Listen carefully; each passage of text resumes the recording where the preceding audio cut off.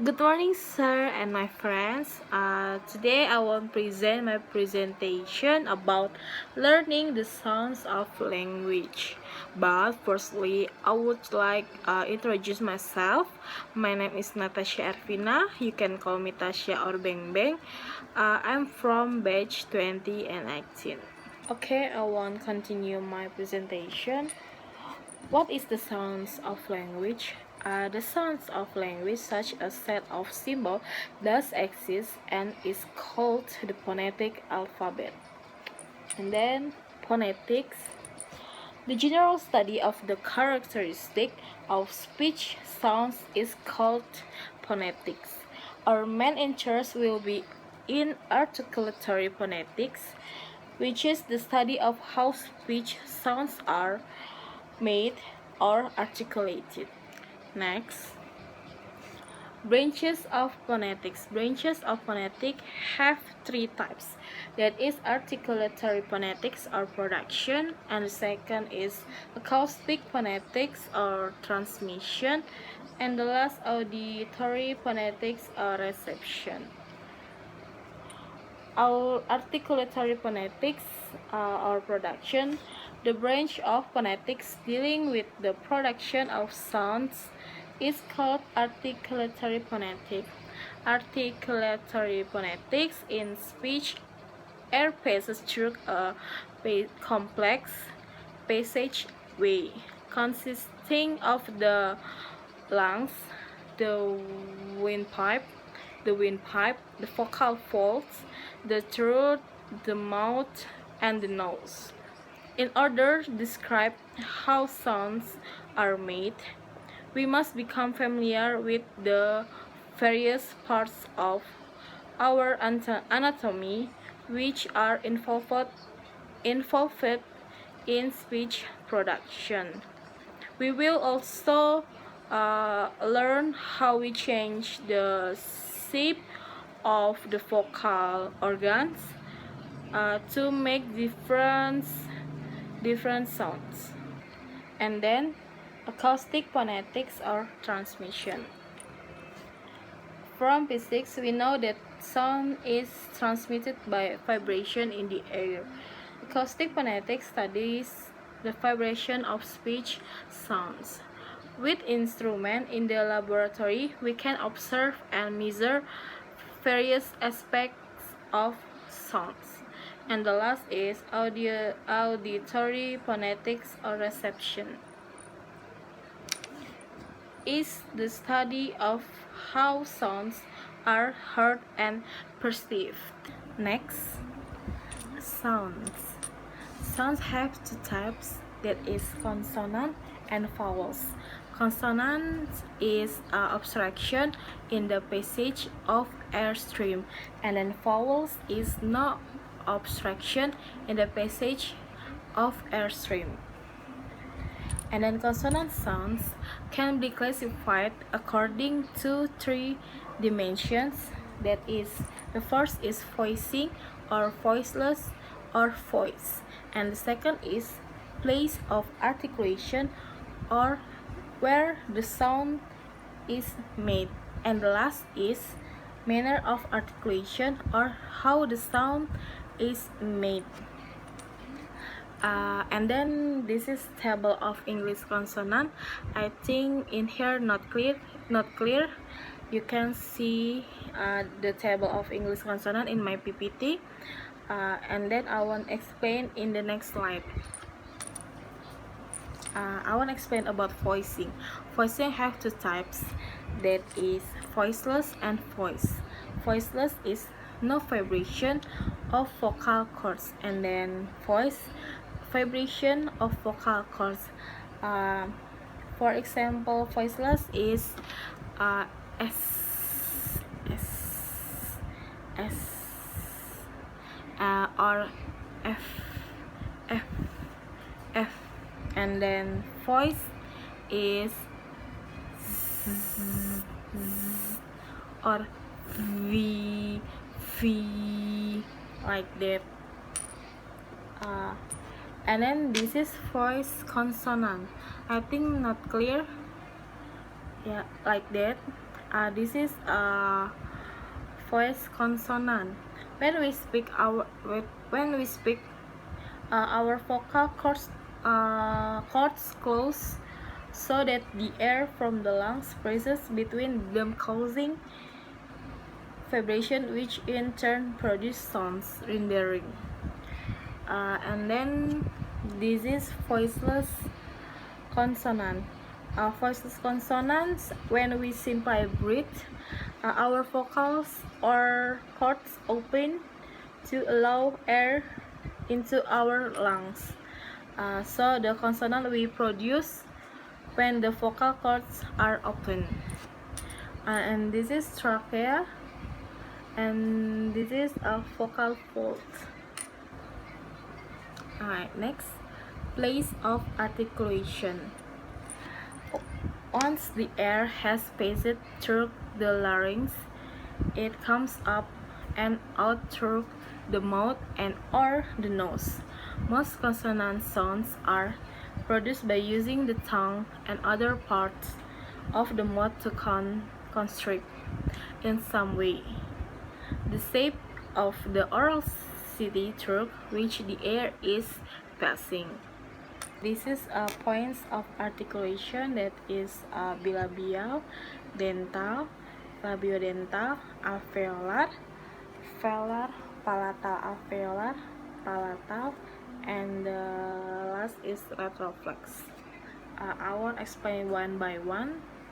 Bilabial is when two lips touching each other, for example, b, b, p, p,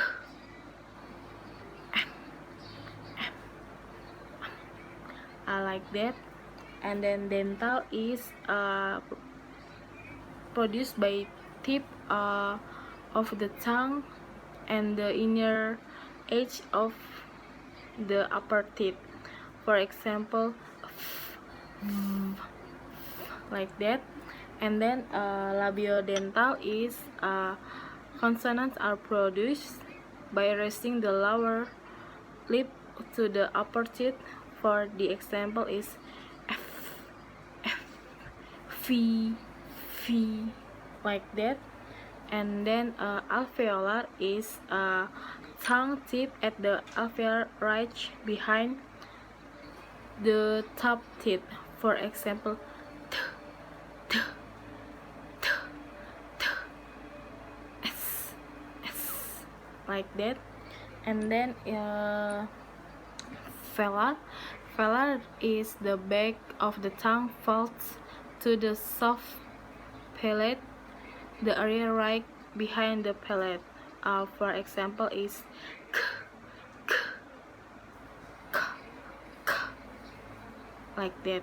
And then is palatal alveolar. Alveolar is articulated with the blade or tip of the tongue approaching or touching the alveolar ridge and the main body of the tongue. Near the heart plate, having a primary alveolar articulation and a secondary palatal articulation, for example, y, y, y, y, or example, yummy, yummy, yummy, like that. And then retroflex, and in the last, retroflex. Retroflex is made the tongue tip curled back, depending on how far the tongue curls back. Retroflex could be apicopostal, velar, or apicopalatal. For example is r, and for example, another for example is actor, like that.